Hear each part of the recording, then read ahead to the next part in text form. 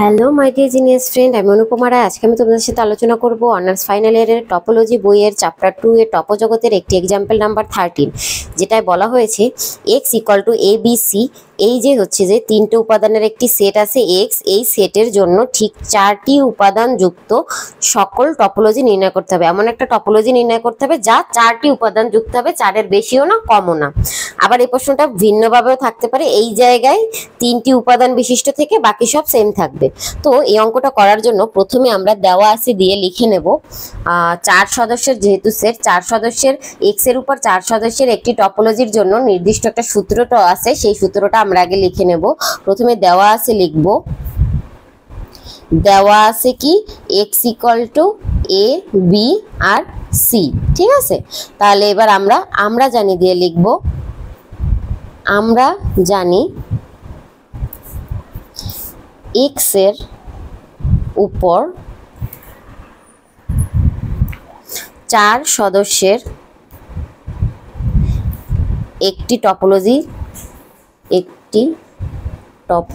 এটা আমাদের মুখস্থ রাখতে হবে কারণ এটা একটা সূত্র। একটি টপোলজি টি ইকুয়াল টু ফাঁকা সেট এক্স এ আর বি। ঠিক আছে, এই কয়টা। তো এইখানে আমাদেরকে দুইটা কন্ডিশন আসবে। এই দুইটা কন্ডিশনের জন্য, প্রথম কন্ডিশনের জন্য 3টা টপোলজি বের হবে আর দ্বিতীয় কন্ডিশনের জন্য 6টা টপোলজি বের হবে। তো এখন প্রথম কন্ডিশনটা আমরা লিখে নিই। প্রথম কন্ডিশনটা হচ্ছে গিয়ে আমাদের A intersection B equal to ফাঁকা সেট আর হচ্ছে এবং তোমার হচ্ছে A union B equal to X. একবার ইন্টারসেকশনের সাথে যাবে ফাঁকা সেট, এইটা আবার তোমার এ বি এর সাথে যাবে এক্স, সেটা ইউনিয়ন হিসেবে। ঠিক আছে, এই হচ্ছে 1 নাম্বার শর্ত।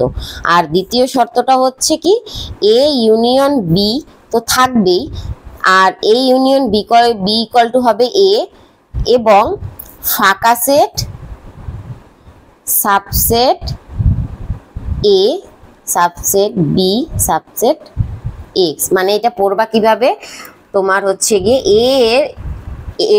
এ ফাঁকা সেটের সাবসেট, তারপরে হচ্ছে গিয়ে বি এ সেটের সাবসেট, এক্স বি সেটের সাবসেট, এইভাবে তোমরা পড়বা। এইটা হচ্ছে কি এই সাইনটা হচ্ছে সাবসেটের সাইন, এইটা হচ্ছে গিয়া সাবসেট। ঠিক আছে, আমি ধরো এইটা লিখলাম বি এর সাবসেট। ঠিক আছে, এইভাবে তোমার জিনিসটা আসে, পড়তে হয় এইভাবে।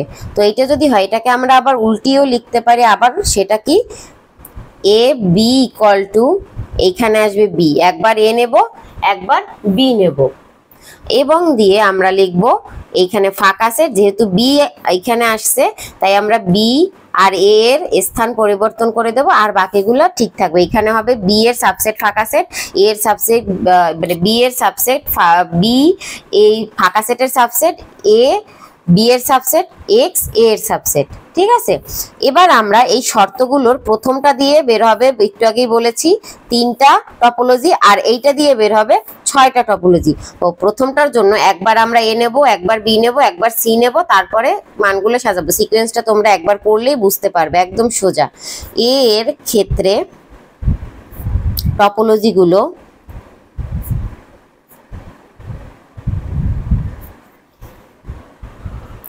এটার ক্ষেত্রে টপোলজিগুলো হবে আমাদের T1 ইকুয়াল টু এই ফাঁকা সেট আর যে এক্স আছে এইটা স্থির থাকবে, পরিবর্তন হবে এ বি এর স্থানটা। আমরা প্রথমে এইখানে যে আমাদের দেওয়া ছিল কি আমাদের তোমার এক্স ইকুয়াল টু দেওয়া ছিল এ বি সি, যেহেতু এটা উপরে উঠে গেছে তাই আমি এখানে একবার লিখে নিলাম এক্স ইকুয়াল টু দেওয়া ছিল এ বি সি। তো এ বি সি যদি দেওয়া থাকে আমরা একবার নিব এখানে, আর সেটের ক্ষেত্রে সবসময় এরকম সেকেন্ড ব্র্যাকেটের ভিতর লিখতে হয়, তাই আমরা এ নিলাম। এ নেওয়ার পরে আমরা এবার নিব বি কমা সি। আমরা এখানে বি কে আর সি কে আলাদা করে লিখিনি, না লেখার কারণ হচ্ছে কি আমাদের 4 উপাদানের বের করতে বলছে, 1টা 2টা 3টা 4টা উপাদানের জন্য আমাদের বের করতে বলছে। তাইলে এখানে যদি আমরা বি কে আলাদা লিখতাম তাহলে এটা বড় হয়ে যেত না, 4টার বেশি। তো আমরা T2 দিয়ে আর একটা লিখবো। এবার আমরা পাই এর ফাঁকা সেট মানে ফাঁকা সেট আর এক্স ঠিক রাখলাম, আর এবার আমরা নিব বি, আর বি কে নিলে বাদ থাকে কে বলতো, বি কে নিলে বাদ থাকে এ আর সি, তাহলে এ কমা সি। এবার আমরা T3 কে নিয়ে কাজ করব। T3 কে যখন আমরা নেব তখন আমাদের এই প্রথম দুইটা তো চেঞ্জ হবে না, প্রথম দুইটা যে যার জায়গায় থাকবে। এবার আমরা সি নেব, সি দিলে বাদ থাকে কি এ আর বি, তাহলে আমাদের বাদ রইল কি এ কমা বি, সেটাকে একসাথে এইভাবে লিখে দিলাম।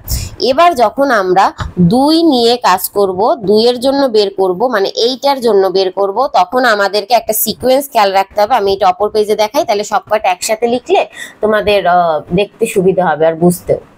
কন্ডিশন 2তে আমাদের কি ছিল আমরা একবার একটু দেখি। কন্ডিশন 2তে আমাদের ছিল গিয়ে কিন্তু এখানে বলা আছে সাবসেটের কথা বা উপসেটের কথা উল্লেখ আছে। যেহেতু উপসেটের কথা উল্লেখ আছে তাই আমরা এটাকে আরো ডিটেলিং এ লিখতে পারবো। সেই ডিটেলিং এ লেখার জন্য আমাদের একটা সিকোয়েন্স ফলো করতে হবে। সেই সিকোয়েন্সটা আমি একবার তোমাদের লিখে দিই। এখানে সিকোয়েন্সটা হলো গিয়ে এই যে তোমার সরি একটা মিনিট, বাতাসে উড়ে যাচ্ছে।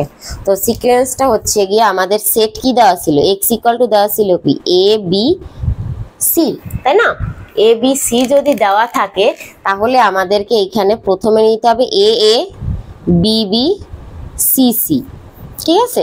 দেন আমরা নিব কি বলতো, প্রথম এ যখন নিব তখন আমরা এ বি নিব আর এ সি নিব।